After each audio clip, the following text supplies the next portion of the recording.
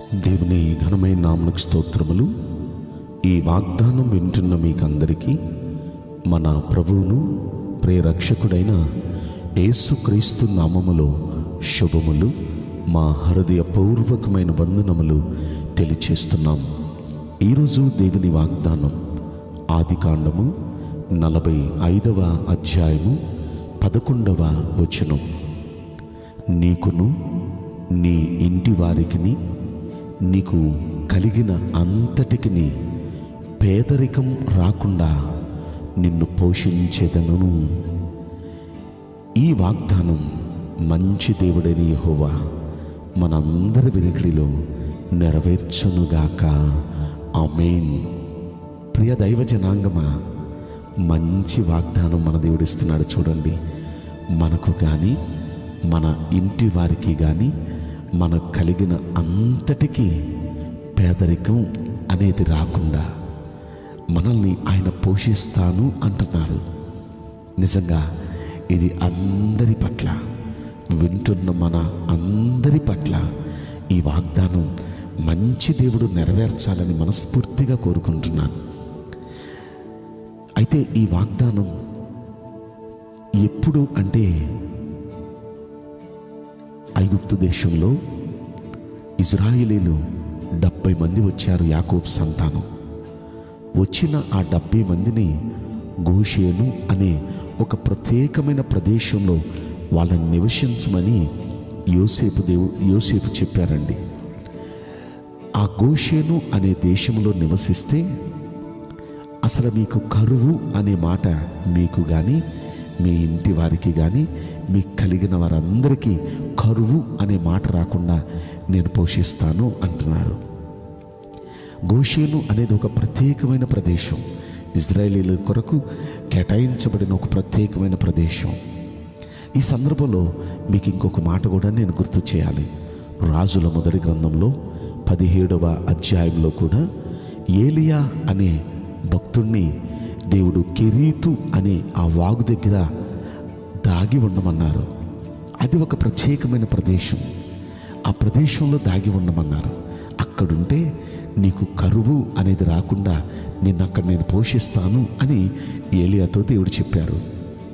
దేవుడు చెప్పిన ప్రకారం కెరీతు అనే వాగు దగ్గరికి వెళ్ళి ఏలియా దాగి ఉన్నాడు. అలాగే ఇశ్రాయేలీలు కూడా యోసేపు చెప్పిన ప్రకారం గోషేను అనే ప్రదేశానికి వెళ్ళి అక్కడ దాగి ఉన్నారు. ఇక్కడ కెరీతు అనే మాటకు అర్థం ఏంటంటే ప్రత్యేకించబడుట. ప్రత్యేకించబడుట అంటే ఒక ప్రత్యేకమైన ప్రదేశం, ప్రత్యేకించబడిన జీవితం. అలా ఎవరైతే దేవుడు చెప్పినట్లుగా ఒక ప్రత్యేకమైన జీవితం జీవిస్తారో, అలా జీవించిన వారికి దేవుడిస్తున్న శ్రేష్టమైన వాగ్దానం ఈరోజు అదేంటంటే, నేను మిమ్మల్ని పోషించబోతున్నాను. మిమ్మల్ని కానీ మీ ఇంటి వారిని కానీ మీకు కలిగిన అంతటిని కరువు రాకుండా నేను పోషిస్తాను అంటున్నారు. ప్రియ దైవ జనాంగమ, ఏలియా పట్ల అలాగే ఇజ్రాయేల్ పట్ల ఇది అక్షరాల నెరవేరింది కదా. ఏలియా పట్ల ఎలా నెరవేరిందో మీకు గుర్తు చేస్తాను. ఎలా అంటే, ఆ వాగు దగ్గర దేవుడు ఉండమని కాకుల ద్వారా దేవుడు కొన్నాళ్ళు పోషించాడండి. కాకుల ద్వారా పోషించాడు కదా. కాకుల ద్వారా పోషించిన తర్వాత అక్కడి నుండి తీసుకుని వెళ్ళి సారేపతు అనే విధవరాలి ఇంటిలో పోషించాడండి. అంటే కరువు పోయే వరకు దేవుడు ఏలియాకు కరువు పేదరికం అనేది లేకుండా దేవుడు ఏలియాను పోషించలేదా? సమృద్ధిగా, మరలా అది అరకొర కాదు, సమృద్ధిగా అనుగ్రహించి పోషించాడండి ఏలియాని. అలాగే ఐగుప్తులో కూడా సమృద్ధినిచ్చి ఈ 70 మందిని సమృద్ధిగా, వారికి ఇంకా అవసరమైన దానికన్నా సమృద్ధిగా ఇస్తూ పేదరికం అనేది రాకుండా పోషించాడు కదా. ఈ 2 సందర్భాల్లో నుండి మీకు నేను గుర్తు చేస్తున్నాను. దేవుడు చెప్పినట్లుగా మనం ప్రత్యేకించబడిన జనాంగంగా, ఒక దేవుని పిల్లలుగా ప్రత్యేకంగా మనం జీవించగలిగితే మనకు కూడా పేదరికం అనేది లేకుండా, ఆర్థిక ఇబ్బందులు అనేది లేకుండా మన దేవుడు మనల్ని కూడా పోషించబోతున్నాడండి.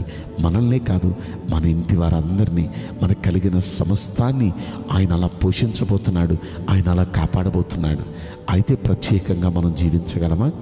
ప్రత్యేకమైన జీవితం అంటే లోకానికి మనకు ఒక ప్రత్యేకత. లోక ఆచారాలు మనం పాటించకూడదు, లోక మర్యాదలు మనం పాటించకూడదు, లోక మాలిన్యం మనకు అంటించుకోకూడదు. అసలు లోకంలో మనం ఒక ప్రత్యేకం. వీళ్ళ దేవుని పిల్లలండి, ఎలా పడితే అలా మాట్లాడరు, ఎలా పడితే అలా ప్రవర్తించరండి. అసలు వీళ్ళ పద్ధతులు కూడా వేరుగా ఉంటాయండి. మనలాగా వీళ్ళకి అమావాస్యలు పౌర్ణములు అనేవి ఉండవండి. మనలాగా మంగళవారాలు శుక్రవారాలు అనే సెంటిమెంట్లు ఉండవండి. మనలాగా అసలు వీళ్ళకి ఏ విధమైన సెంటిమెంట్స్ ఉండవని మన గురించి జనం చెప్పుకోవాలి. మనకు అన్ని రోజులు మంచి రోజులే, మనకు అన్ని నెలలు మంచి నెలలే, మనకు అన్ని గడియలు మంచి గడియలే. కనుక మనం ఏం చేసినా ప్రార్థన చేసుకొని మన ప్రభుల వారిని ముందు పెట్టుకొని మనం వెళ్ళిపోతూ ఉంటాం. మన ప్రభు మనకు తోడుగా ఉండి సహాయం చేస్తూ ఉంటారు. ప్రతి దినము ప్రతి గడియ అది మనకు ఆశీర్వాదమే. కనుక మనం ఒక ప్రత్యేకమైన జనాంగంగా మనం ప్రభు కోసం బ్రతుకుతూ ఆయన సాక్షులుగా మనం ఉండగలిగితే ఆయనకి మహిమ మన ద్వారా కలుగుతూ ఉంటే ఖచ్చితంగా ఈ భూమి మీద పేదరికం అనే మాట, ఆర్థికంగా ఇబ్బందులు అనే మాట లేకుండా దేవుడు నిత్యం మనల్ని, మన ఇంటి వారందరినీ పోషిస్తాడు. ఈ వాగ్దానం వింటున్న మనందరి వినికిడిలో మంచి దేవుడు నెరవేర్చునుగాక. ఆమేన్. నేను మీకోసం ప్రార్థన చేయబోతున్నాను. పరిశుద్ధుడా, ప్రేమగల యేసురాజా, మీ పరిశుద్ధ బంగారు పవిత్రమైన నామమునకు నిండు మనసుతో కోట్ల కొలదిగా స్తుతులు స్తోత్రములు వందనాలు చెల్లిస్తున్నాం. ఈ వాగ్దానం వింటున్న ప్రియుల జీవితంలో దయచేసి ఈ వాగ్దానం నెరవేర్చి కృప చూపించండి అయ్యా. ప్రియా కుటుంబాలు కొంతమంది చాలామంది పేదరికం అనుభవిస్తూ చాలా ఆర్థిక సమస్యలతో సతమతమవుతున్నారు. నీ బిడల పక్షాన దయచేసి ఈ వాగ్దానం నెరవేర్చమని మిమ్మల్ని బ్రతిమాలుకుంటున్నాను తండ్రి. అయ్యా, మీరు చెప్పినట్లుగా జీవిస్తాం, ప్రత్యేకంగా జీవిస్తామయ్యా.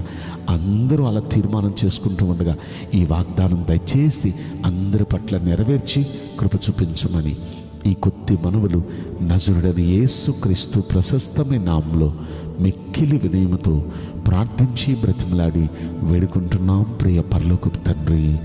ఆమేన్. May God bless you all. Thank you.